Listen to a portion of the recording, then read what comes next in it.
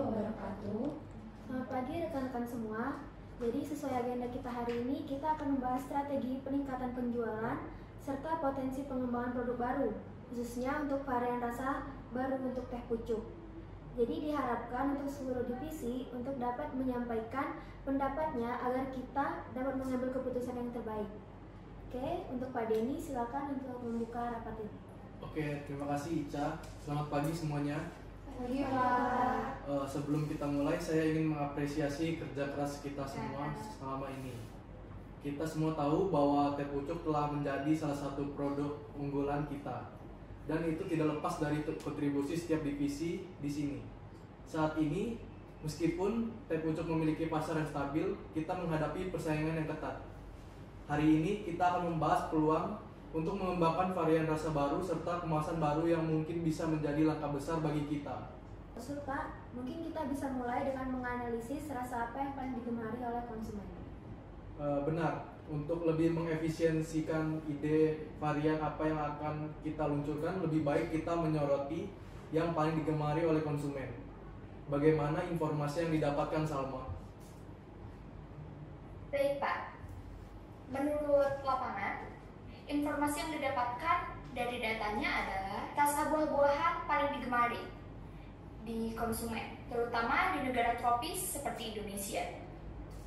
Baik, dari kondisi pasar yang dilaporkan Salma, kami dari divisi produksi menyarankan untuk menimbang keefisiensian produksi, jaminan mutu produk, waktu yang dibutuhkan untuk uji coba produk karena komposisi ya, hingga di negara mana produk tuh bisa pertama kali diluncurkan demi keefektifan. Jadi mohon dipertimbangkan.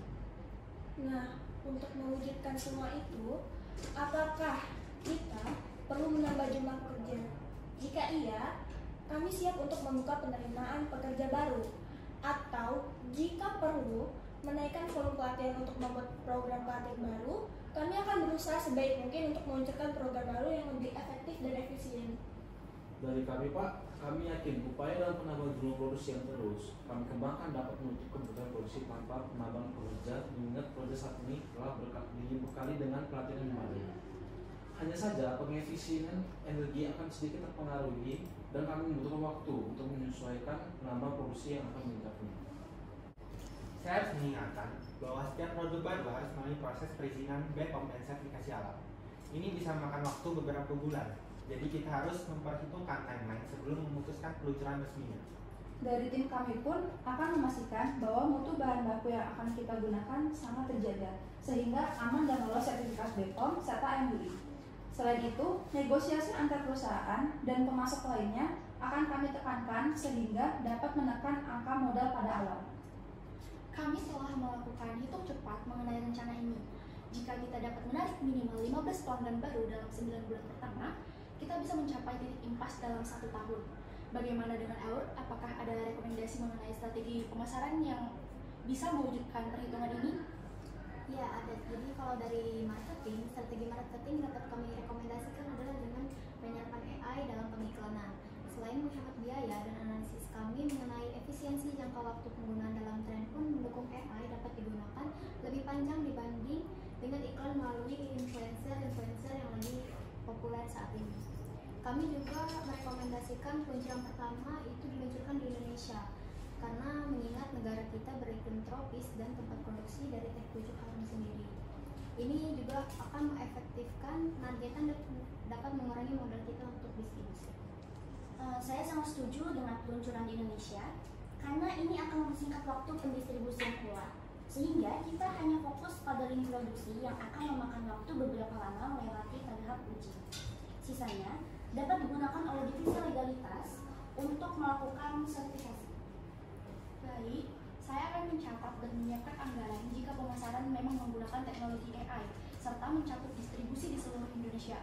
Saya juga akan menghitung ulang perkiraan titik impas dan menyesuaikan dengan waktu yang dibutuhkan oleh divisi produksi dan legalitas agar semuanya berjalan secara strategis. Untuk waktu yang dibutuhkan untuk sertifikasi BPOM dan alam, menurut ketentuan biasanya makan waktu selama 2 hingga 8 minggu. Baik, mari kita bicarakan mekanisme perencanaan dan peluncuran ke tingkat yang lebih matang. Jika kita menunda inovasi yang akan kita luncurkan, karena melihat keadaan yang masih terbilang cukup stabil dan pertimbangan dari segi finansial dan kesiapan setiap divisi, apa yang akan terjadi? Kita memang tidak perlu terburu-buru, Pak. Namun, jika melihat tren pada saat ini yang kondisi finansialnya sedang mengalami penurunan, penundaan yang terlalu lama dikhawatirkan akan menyebabkan penurunan yang lebih drastis. Namun, di sisi lain, jika kita tidak mematangkan inovasi ini dengan baik, hal ini bisa menjadi pengurang bagi kita sendiri. Pemilihan pemasok bahan baku dan negosiasi yang akan tim kami lakukan perlu melakukan beberapa riset dan analisis yang sesuai dengan kebutuhan juga keuangan. Benar, pertimbangan Heri dan Adel juga berlaku pada proses produksi. Dalam segi produksi, jika proses pengembangan tidak matang dan tidak berhati-hati dalam kualitas produk itu dapat menurun, dan itu bisa merusak citra brand kita yang tidak sesuai dengan visi dan misi perusahaan. Dalam pengembangan dan pengurusan produksi dengan mesin yang ini kita miliki pun ada beberapa yang perlu diatur kembali, dan itu membutuhkan waktu. Bahkan ada kebutuhan membeli mesin baru jika upaya yang diupayakan tidak berhasil. Sejujurnya, untuk pengaplikasian AI dalam pengiklanan pun memerlukan teknisi yang pas dan perlu riset lebih lanjut untuk menentukan kesukaan dan kebutuhan pasar kita. Untuk meminimalisir pengeluaran dengan membeli mesin baru dan merekrut teknisi untuk mengajukan strategi marketing berbasis AI, dari sisi SDM sendiri itu kami perlu untuk menambah program pelatihan yang menunjang. Namun untuk memastikan program yang akan kita kembangkan dari sisi SDM ini, tentunya kita memerlukan waktu yang lama untuk mencapai program tersebut.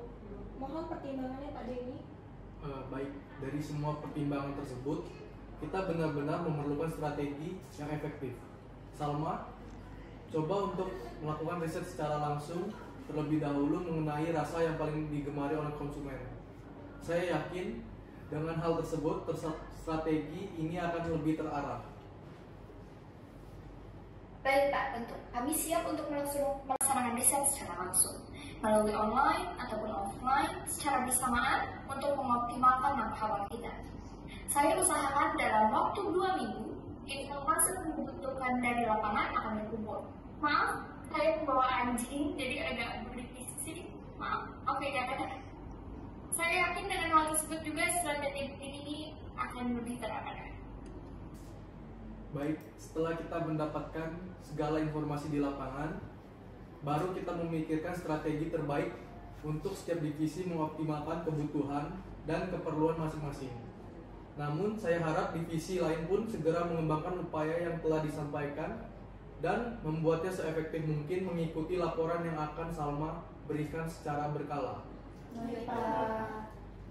Maaf Pak, untuk isu yang kemarin kita bicarakan mengenai informasi kesadaran konsumen terhadap kemasan ramah lingkungan, sebaiknya ditambahkan untuk mengoptimalkan inovasi baru kita. Oh iya, saya hampir lupa.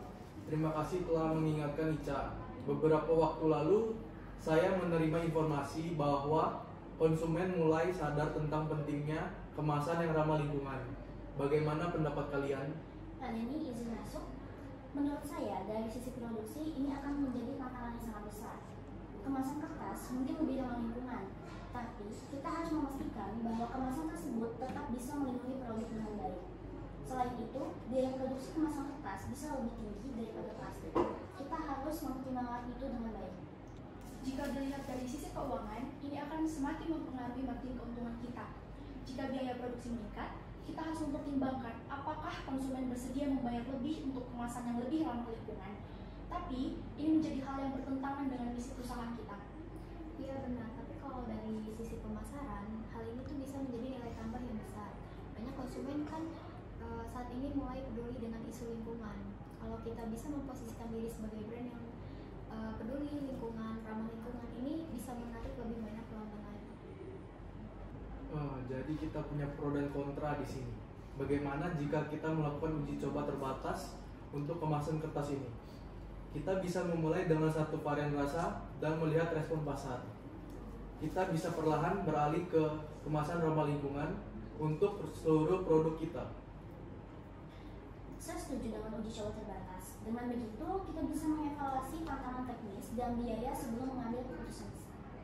Tapi, kita harus memastikan bahwa uji coba ini tidak mengganggu arus kas perusahaan. Mungkin kita bisa mengalokasikan dana khusus untuk proyek ini.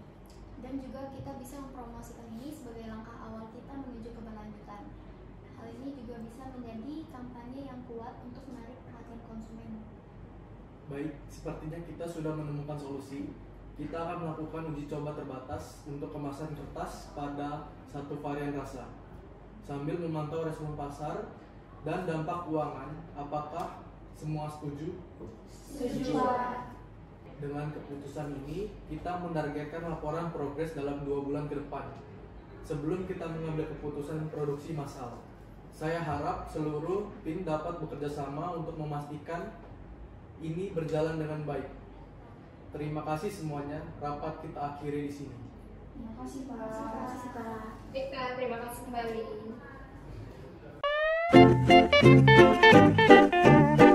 kembali.